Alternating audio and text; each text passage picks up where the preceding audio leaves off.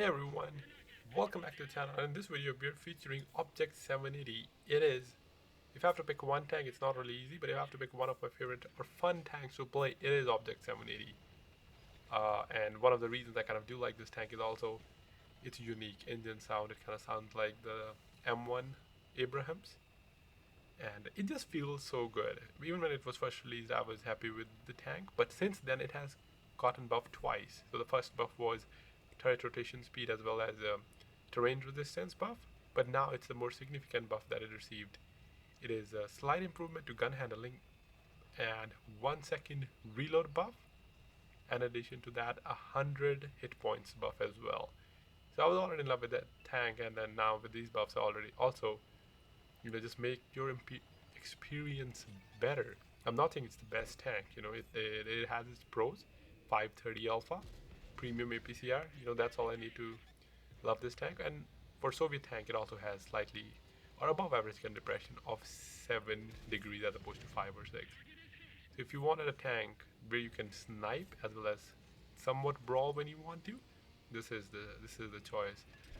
Again, for a pure hull down tank, it is not the best, but I like the playstyle. So let's get started with the replay. Mruanka pulling F2 position, trying to get shots. Again, I only have 7 degrees, so I don't want to overexpose myself. Penned 2 shots and now kind of just taking, I guess, micro shots, as you would call it. I'm not fully aimed, but I just don't want to stay on the top for too long because they have multiple people, couple on the right, some in front of me, and then on the left. Just try to get some good shots without losing HP at this point. And not the greatest shot dispersion over there as I'm moving, as well as the opponent is moving. It's a medium tank, but does not matter. We are losing by a tank. Our team seems to have won the 8-9 line, the magical forest. So I was thinking maybe I can push 4 line once our team kind of secured that 8-9 line area, as I'm not really getting any shots on the 1-2 line. Their team is playing passive, and again, because I have 7 degrees, not 10, it is difficult for me to safely hit those targets as I have to overexpose myself.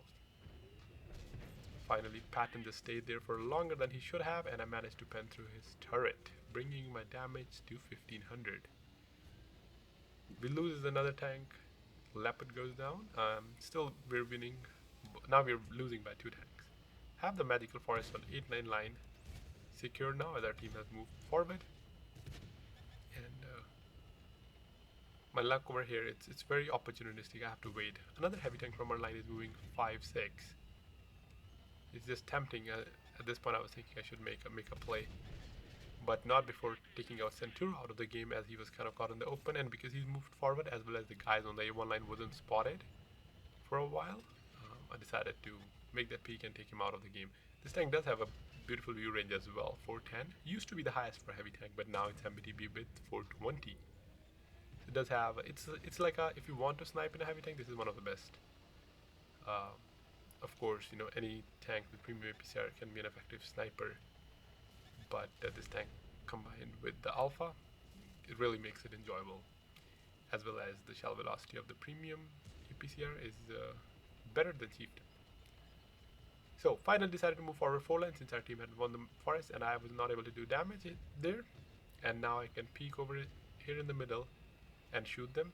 It does have the mobility, it's not sluggish like some of the other Soviet tanks, so I was able to make a peek there, but in return took a shot from Waffle. With more speed comes more risk, and that's what happened here. I wasn't able to pen any, but do ended up taking a shot from Waffle, and if he gets upset he could just push me and kill me. The tank doesn't have the best armor, but still it has that trolley armor where you do end up bouncing at times, but the problem also is if you get penned by a TD on your front hull, it might also set you on fire. So Waffle was not paying attention to me, was focusing on Yak Pender, allowing me an opportunity to put a shot into him. Leopard 1 is coming back, but I do had a clean shot on him, managed to put a shot into Leopard, and at this point realized that we have somehow managed to lose control of the forest. So I decided to go back again. The mobility is really nice, so it wasn't really a problem as I managed to start my escape. I was pretty confident. I thought I might take 1 shot of damage as I'm coming back, as the 140 is pushing me, but we did have a teammate in the middle as well as over on the 4 line. that suppressed the 140. Also, because we had the E-line in control, it was safer for me to come back. If the opponent were at E-line, I would have never been able to come back.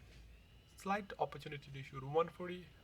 Got a little greedy to stop there, but also realizing that since we have lost the forest, enemy team would be pushing the forest pretty soon, and then we'll get farmed. This tank is nice for holding. For example, even if you lose the forest, or if you have someone at K-line, you can hold the push pretty well, and that's what will happen in this game. Currently we are winning, but or sorry, the score is even. Do manage to bat another shot into Waffle. He goes down. We lose the bat yet. Scores even. 3600 damage only. Rushed my shot over there. Missed the shot on Patton. Trigger finger. We blame. We get a greedy quickly. Pressing RBRT. If I had aimed better, could have shot that M48. Just waiting for opportunity now, and a beautiful blind shot into 140. This is a pretty common spot, the windmill. And if you have the luxury to blind fire, you should blind fire always, as you will get lucky.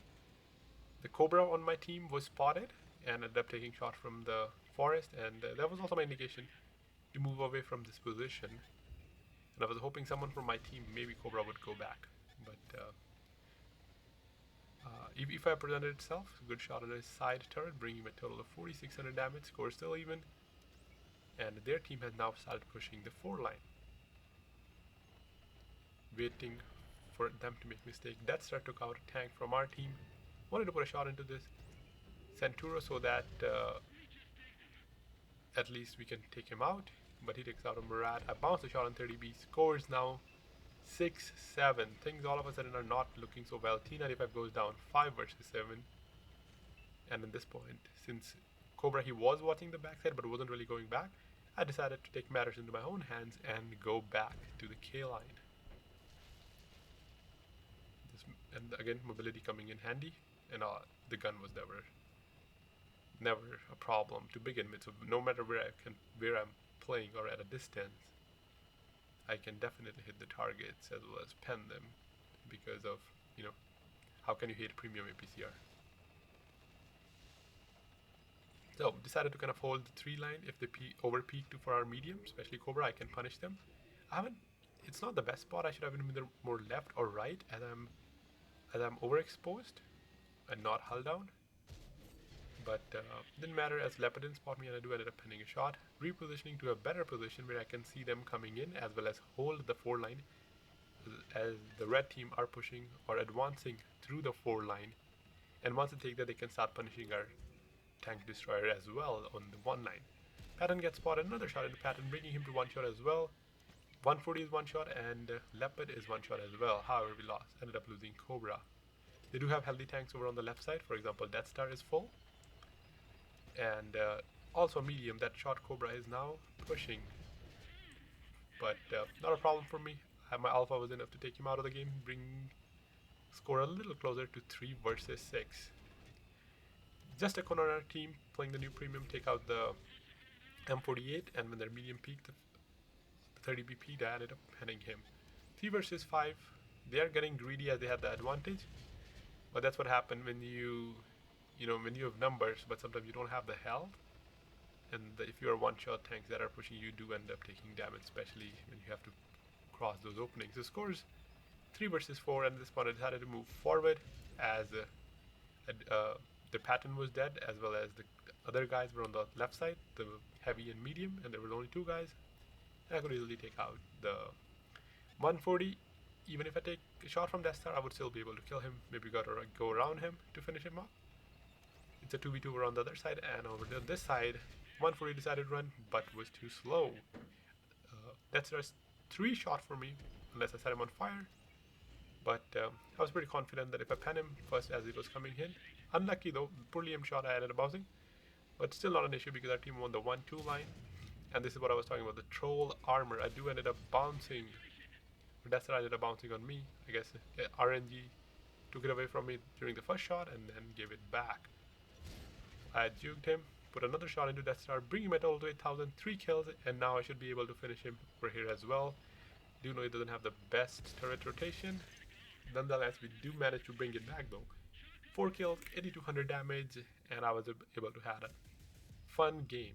Let me know what you think about this tank. It was a Ultimate Season Pass a couple years ago, has been since buff twice, but this is the buff that was more significant. So that's it for this video. Thanks for watching. I'll catch you in the next one. Have a great rest of your day.